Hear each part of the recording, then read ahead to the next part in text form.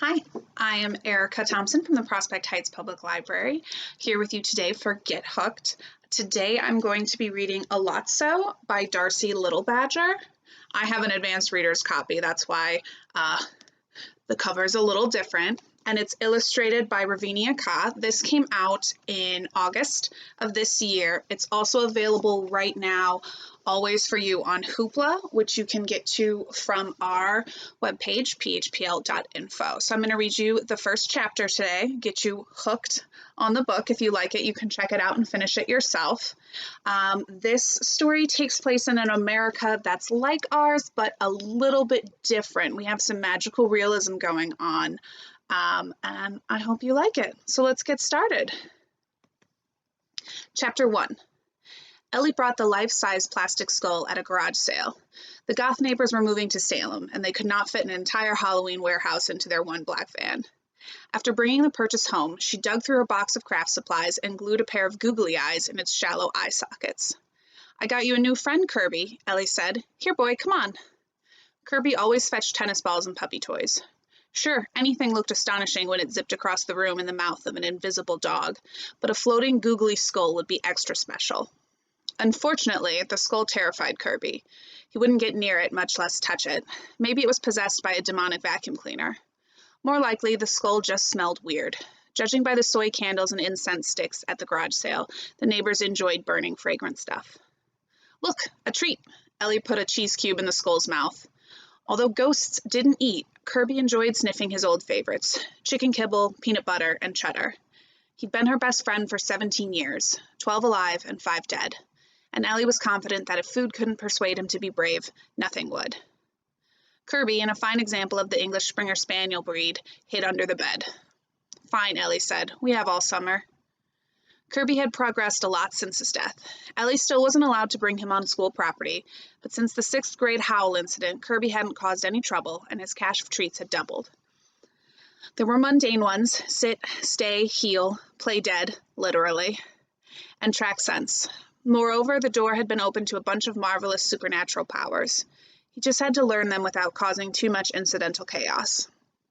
Ellie ate the cheese and chucked a yellow bear plush across the room. It stopped mid-arc, suspended 2 feet above the gray carpet. The air around Bear Buddy shimmered, and its head squished twice. Squeak, squeak. Bear Buddy flopped out of Kirby's mouth and landed on the hardwood floor with a pathetic half-squeak. Strange. Usually he returned the toys to Ellie. Kirby wasn't the kind of dog who treated fetch like a game of keep-away. "Bring Mr. Bear Buddy," Ellie said. "Bring it." In response, Kirby turned fully visible, as if somebody had flipped a switch from shimmery transparent to opaque. "You okay?" Ellie asked. It took effort for the dead to be seen. He rarely became visible without her clear command to appear. "What is it? Are you still scared?" "Does this help?" She covered the skull with an old sweater. Instead of relaxing, Kirby tucked his tail and darted from the bedroom. "Hey!" Ellie ran into the hall, but he wasn't there. "Kirby," she called. He popped through the stucco wall, whining. Paranormal vibrations hummed through her bones. She felt like a tuning fork, one resonating with worry. He was anxious, terribly anxious. Why? The skull? No, he couldn't see that ridiculous thing anymore. When Ellie's grandfather had a heart attack, Kirby threw a fit, as if he could sense Grandpa's pain. Maybe to ghost dogs, emotions resembled radio signals, and the signals were strong when they belonged to a loved one. Could somebody be in pain? Ellie's parents were at the movies with their phones turned off, sitting in the dark theater enjoying a rare but treasured date night. Would it also be their last? No. Maybe? She tried calling them both. No answer. They were probably fine. That said, every time Ellie left the house, the oven was probably turned off, but she still double-checked its knobs. Ellie had to know, with absolute certainty, that her parents were safe. The theater was 5 miles away, 3 miles if she cut across the river using the old railroad bridge. It had been closed to traffic for years. Ellie couldn't remember the last time a train crossed the Haratonic River on its tracks. Sometimes as Ellie walked home from school, she noticed people on the abandoned bridge. It drew even greater crowds at night. Darkness protected graffiti artists. They climbed 40, 50, 60 feet above the river to paint the highest trusses. She wondered if the risk was worth the payoff. It was possible, likely even, that those who climbed bridges at night were more resilient than mere humans. If so, Ellie didn't want to meet them. She could handle mundane dangers like violent men with guns or knives, but every tunnel, bridge, and abandoned building in the city was allegedly home to monsters. She'd heard whispers about clans of teenage-bodied vampires, carnivorous mothmen, immortal serial killers, devil coats, cannibal families, and slender people. Even if most of the urban legends were fictitious, Ellie had a ghost dog companion. When it came to strange stuff, she could not be too open-minded. At the front door, Ellie slipped into tennis shoes and a jacket. Her bike had red lights on it and handlebars and a seat. They might alert drivers to her presence, but she needed something stronger to illuminate her path across the bridge. After a minute of frantic searching that left half the kitchen cabinets yawning open, she grabbed a battery-powered flashlight from the clutter drawer. "Heel, Kirby," she said, and they stepped outside together. Ellie lived near the top of a small mountain. The ride downhill would be quick, if not safe. When Ellie pinned it with her flashlight beam, the bird lighted from the branch and silently flew away. Most owls, were just ordinary birds with a greater reputation for wisdom than they deserved. Ellie regularly volunteered at a raptor rehabilitation center. There, a great horned owl named Rosie fought everything that moved, including the bald eagle in a neighboring cage. Ellie's grandmother often said, "A wise woman knows how to pick her battles." Ellie would add that an unwise bird nearly dies by attacking its reflection. The second kind of owl, though, owl with a capital O, was a bad omen times 10. Owl will wait until your life skirts the precipice of tragedy and shove you straight into the abyss. As Ellie sped downhill, her wheels click-clacking double time, the neighborhood was all cricket chirps and empty streets. Near the base of the mountain, the buildings she passed abruptly changed from private homes to businesses. Ellie's brakes hissed against rubber as she took a sharp turn onto Main Street. Brick factory buildings flanked the river, their facades crumbling, the windows dark and occasionally cracked. They used to manufacture plastics in town, and the chemical footprint persisted. White signs warned would-be fishermen. "Warning, catch and release only. Herotonic fish and wildlife contaminated." Near the bridge, someone had vandalized a catch and release sign with a skull and crossbones. Ellie walked her bike across a strip of weeds between the street and bridge. Long grasses brushed her cotton pants, every tickle unnerving. Her father counted every tick he extracted from dogs and cats at the public shelter. Every year the number rose. They were either more abundant or more efficient hunters. Ellie had not decided which was worse. Before her, steel trusses jutted from the wide bridge deck and cut the sky into diamonds. At sunset, the slices of the empty space resembled jewels on a giant's necklace. A metal walkway ran along one side of the bridge. The smooth, narrow surface was easier to bike across than gritty cement. Ellie jumped on her bike, then shifted to a higher gear and accelerated. Her legs burned from her calves to her thighs, though she biked often. She also biked slowly, always mindful of her surroundings. But it was nighttime. Darkness obscured the view, and there were no pedestrians to avoid. Or so she thought. Halfway across the bridge, part of a lower diagonal beam shifted. Somebody was trying to climb the structure. Keyword, trying. As Ellie approached, the person slipped a couple inches and dropped something. The object, which was suspiciously shaped like a spray paint can, fell into the river. "Just passing through," Ellie shouted. She mentally reached for Kirby. He was at her side within seconds, an invisible comfort. The person flattened against the wide beam the same way squirrels put their bellies to the ground and froze when they were trying to escape notice. Ellie stopped, balancing on her bike wheels and one steadying foot, ready to ride at a moment's notice. Kirby was wagging his tail, acting like he knew the wannabe Spider-Man. "You okay?" Ellie asked. She shone her flashlight on the climber. It illuminated his backside, an awkward angle. The butt did look familiar. "Stand back," he called. "I'm gonna hop down." "Jay?" Ellie asked. "You cannot be. Hey, careful! Don't fall in the water." In an attempt to dismount from the beam, the climber swiveled around.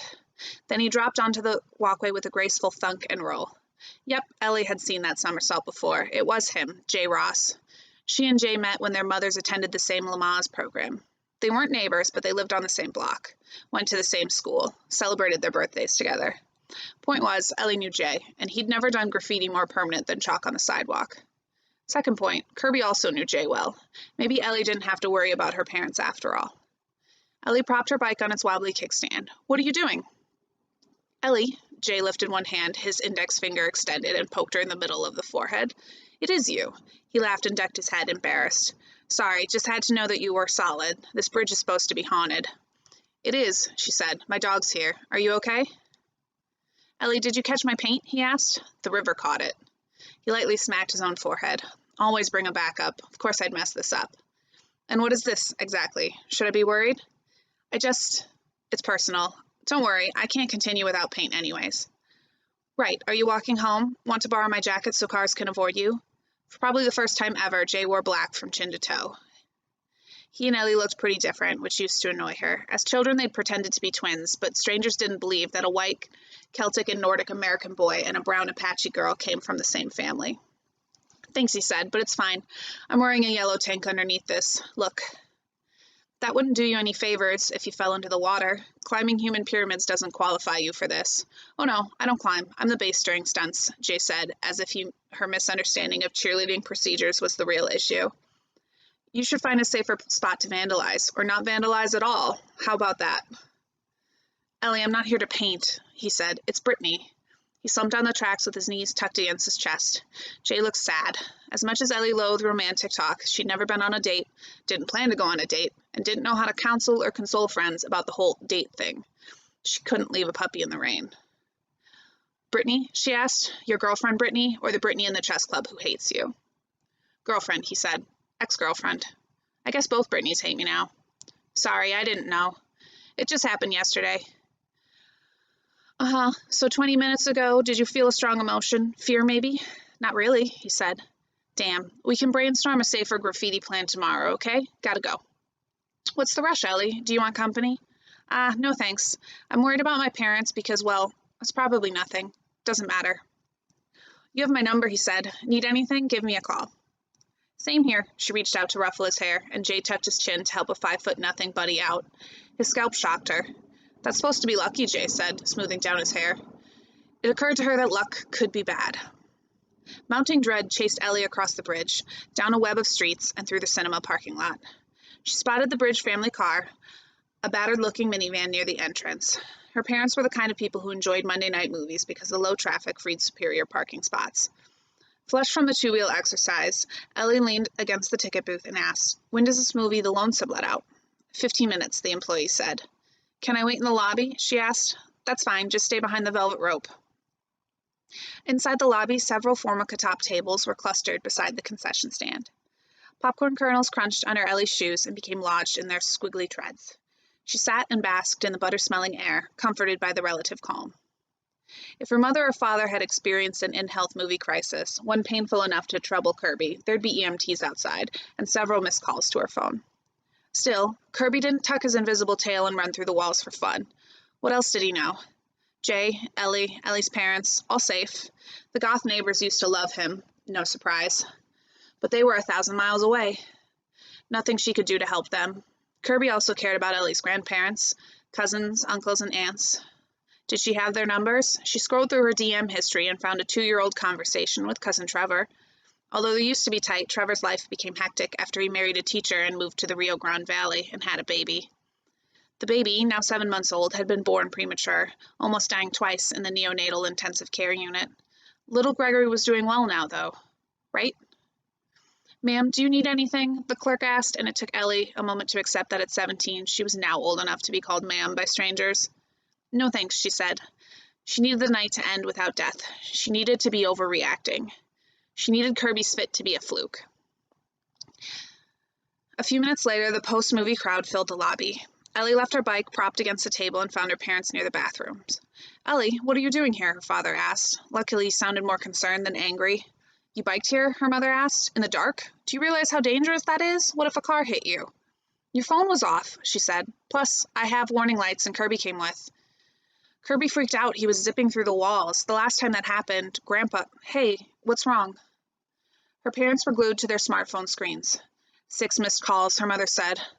And most of them from your brother? Her father asked. He called me too.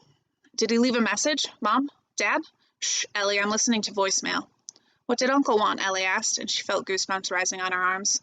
I don't know, but he sounds terrible, her mother said. I need to call him back.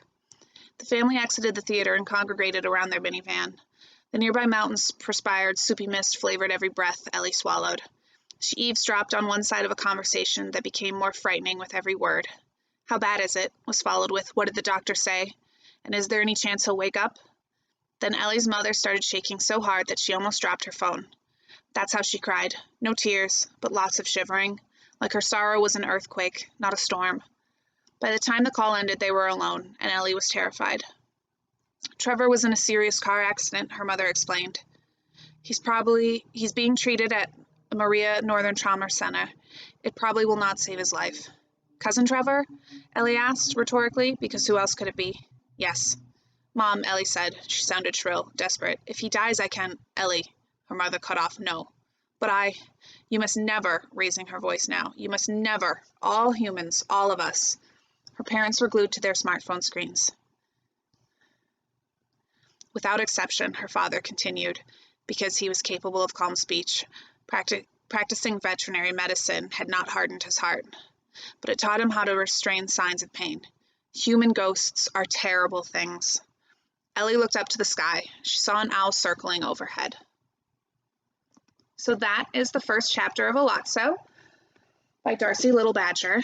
Again, if you want to check it out, it is available on Hoopla at all times. All you need is your Prospect Heights library card. We also have a physical copy at the library that you can place a hold on and pick up with our curbside delivery. I hope you have a wonderful day.